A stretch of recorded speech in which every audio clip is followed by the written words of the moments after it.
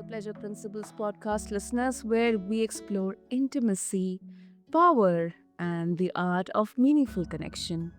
I'm your host, Sana, and today's conversation is pretty interesting, listeners. And today's guest, Maureen Pound, is a bold voice in the dating and relationship world.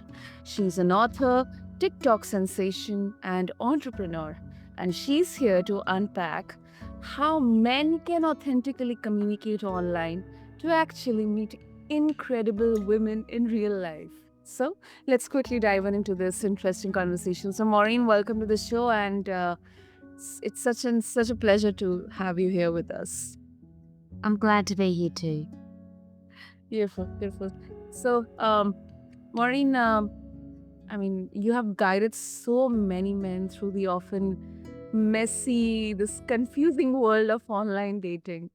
So, um, before we talk about how to do, let's talk about the mistakes. So, what's the biggest mistake you see men make when they are trying to connect with women digitally? So uh, I think the biggest overall mistake is their frame of mind. Mm. So what I mean by this is that um, a lot of them go in with a bit of a defeatist attitude, or they go, "Well, the stats are against me." There's almost 80% of the people on Tinder or online are men versus the 20% of women. And there's all this stuff out in the media that, oh, it's the top 10% of guys always get matches while the rest of us don't. Yeah. So they're surrounded by all this messaging, and sometimes I think they get on there um, and are not persistent, just like anything in life. Your career or anything, your schooling, you've got to be persistent and work hard, and have fun along the way. So I think that's the biggest thing is going in with an open mind and yeah and keeping on when things aren't going well. Hmm. I agree. I agree. Oh, great, great. Thank you so much, Maureen, for sharing that. Because I, uh, I'm often curious that whether it's about the tone or the kind of words written in the messages or its mindset. But Yeah, and the thing is, the mindset then, and your belief system then drives everything else. yeah. So, um, you can make anything mean anything in a lot of cases. Mhm. So, if a woman unmatches you, it could be a myriad of reasons why. But if you have a real positive attitude and say, "Well, it wasn't right for her today," we weren't a good match, then, and even you getting rid of the term ghosting, she hasn't ghosted you, she's unmatched you. So, yeah, so I think the mindset then flows through into other areas as well. And then there's the practical things like, as you just mentioned, the messaging. So um, there are a lot more men online than women, so you need to cut through. And so an opening message of "Hey," "Hi," or "How are you" is not going to cut through very well because women are going to get lots of messages like that. Yeah. And messages also to women, "Hey, sexy," or "You're gorgeous." They don't cut through as much either. Women, even if they don't want, like a permanent partner, they want to have some fun, or they're just looking to date and find a partner, they want to be seen for more than just how they look. So I think what guys can do is, if there is, number one, read the profile of the woman, and if she's said something about her interests, then you could start with, "Hey, I see you love going to CrossFit, so do I." Like that, just something that cuts through and gives her something to go with. Yeah, so I think that messaging and that cut through of the first message is really important. Hmm. Wait, wait, Warren, thanks for explaining that. Okay, so you also talk about authenticity a lot, and in this world of online dating and digital stuff everywhere, how can men balance being like upfront, and vulnerable, without coming across as too intense or too needy or desperate. That's very commonly said that, oh my god, he's so Yeah. desperate. Yeah. So I think it's about building the trust. And so um just like when first meeting anyone online or face to face, you don't give everything away at once. There's a little bit of mystery. And it's a gradual process of building the trust with somebody. So I think it's, and taking the time to get to know the woman as well. A lot of guys I've found want certainty, like, oh, and one another question that I've spoken to a lot of women and they hate is, what are you looking for? And so it's like, oh, it feels like a ticker box. Is it someone looking for fun? Is it someone looking for a serious relationship? And or something in between. And so they want this certainty. So I think if they don't want to become across as needy or desperate or too forward or too full on or any of those things, just take their time and go with the energy of the woman as well. And it's a process and it's ongoing conversations. And a good idea is to get the woman off the app. And what I mean like by that is, um, you know, have a conversation on the phone. I've got a friend and Mhm. that's her next thing, like, she always wants to speak to the guys to feel their energy and see how they are interesting to talk to. So I think it's a good thing for men, they can either get them onto another app like WhatsApp or encourage a woman to have a phone call with them or to meet for a coffee or something like that. So, um, yeah, so I think it's about, you know, not rushing it and realizing that it's a bit of a process. And also, some days it just won't work for them. They'll, like anything in life, you have a bad day. The problem is you're having a bad day, you're feeling a bit needy and unloved, and I even do this myself. And then you go, "Oh, I'm going to jump on the app to get some, a bit of a dopamine hit from getting matches."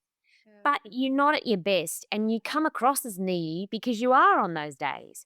So that's another tip that I'd give people, women and men, is if Mhm. you're feeling down, it's not going to fix you.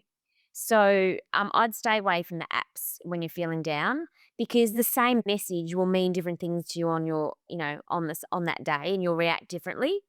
So I think that's another good tip too, to just be kind to yourself and get on the apps when you're feeling good. Hmm. Yeah, yeah, that definitely makes sense, Maureen. Um, and also, I mean, this has been so. I've commonly seen across. What's your take on the profile pictures and bios? I mean, Oh, yeah. Yeah. any go to formula or Oh, I do. I do. Because when I wrote the book, it's got a bit of a provocative title. It's How to Get Laid on Tinder for Men. Um, but it's really, I thought, how to communicate with women mightn't have sold as well. Because it all is really fundamentally about communication. And you yeah. communicate through your images as well. So a lot of men just think, oh, I'll put an image up and they'll be able to see me and see what I'm like. Mhm. But humans are quite visual. So, those pictures where they're taking it of themselves in their room and there's dirty jocks and socks and, a, a beer can on the floor is probably not a good look. Um, so you don't want one of those ones. You got to be careful if you're there with your mates or your friends, and then the next photos with your mates and your friends, and the third photos with your mates and your friends, and she's like, "Which one are you?"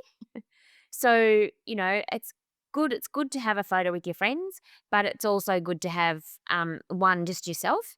So, women really like faces and smiles and eyes. So, you want one without your sunnies on where she can see your face and your eyes and your smile. So, it'd have a definite face shot. And then there would be one as well where you would have um, the silhouette of your body. I'm not saying get your guns out necessarily, but at least so she can, get whether you're stocky or, what you are. And that could be if you are sporty, it might be a picture of you playing sport or whatever, but she can see your body as well. Mm. Um, and then yes, and the photo with friends is good because it sort of gives a feel of who's in your world as well. Now, there's a few people say, "Oh, well, I don't like all those gym shots." No, but I think if you're a guy who goes to the gym 5 days a week and it's part of who you are, then put a gym shot in. That's great, but just not every single shot be a gym photo. Um, and then the other ones, the old, sitting with a drug tiger, holding a fish or whatever, they're not that, you know, popular. But again, I would say if you do fish a lot, then sure, have one with a fish. You know what I mean? So, but the really important ones are the face shot and the body or action shot. Mm. Quite useful, Maureen. Yeah, that's interesting.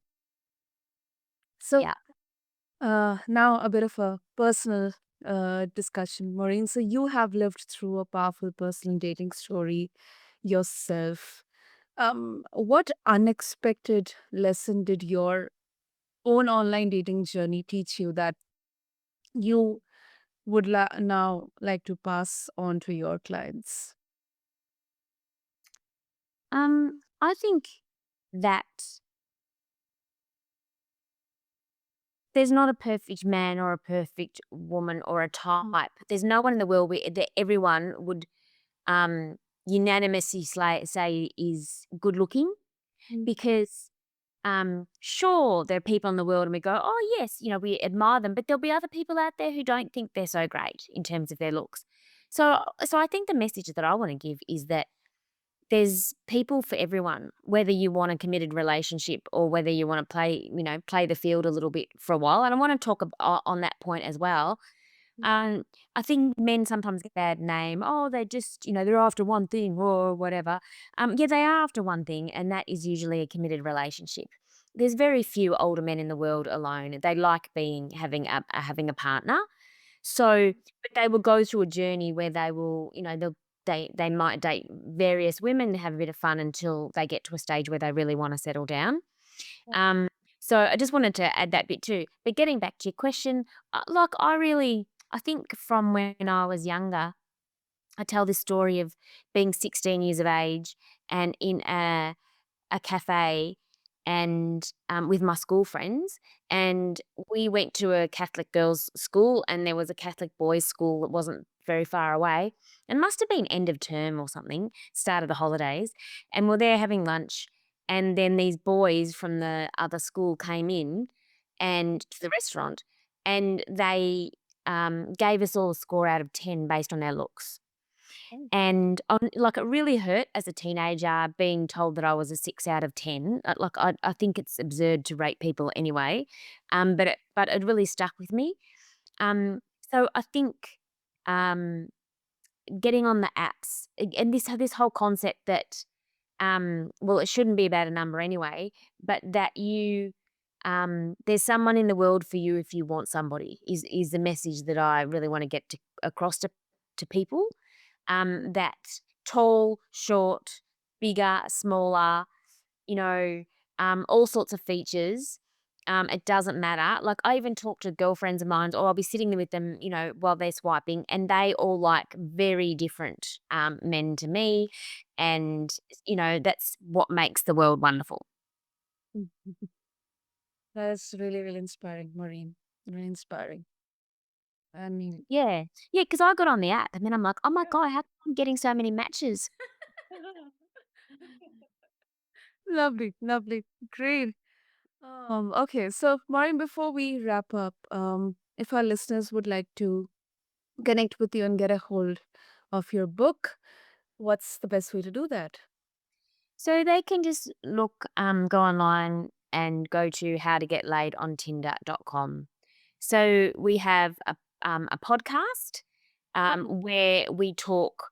So like some of it's quite graphic and it's sexual, and then other parts is more about the relationship and the communication side. So there's all sorts of episodes that people can get online and have a look at and have a listen to. And then also, you can buy the book through how to get laid on Tinder.com. You can get a hard copy or you can get it from Kindle or Amazon. Wow. I'll make sure to have all the links in the show notes. And Maureen, thank you so much for this honest conversation. Um, I think we kind of talked so much about dating, then sex and success. So thank you for breaking the stereotypes and giving us some refreshing perspective to online dating. My pleasure. So listeners, you know what? True connection starts with clarity and courage. So keep tuning to Pleasure Principles for such unfiltered, unconventional, yet honest conversations with incredible guests like Maureen. And make sure to connect with Maureen. Just refer to the show notes along with this episode. And until next time, this is your host, Sana, here on Pleasure Principles. Thank you.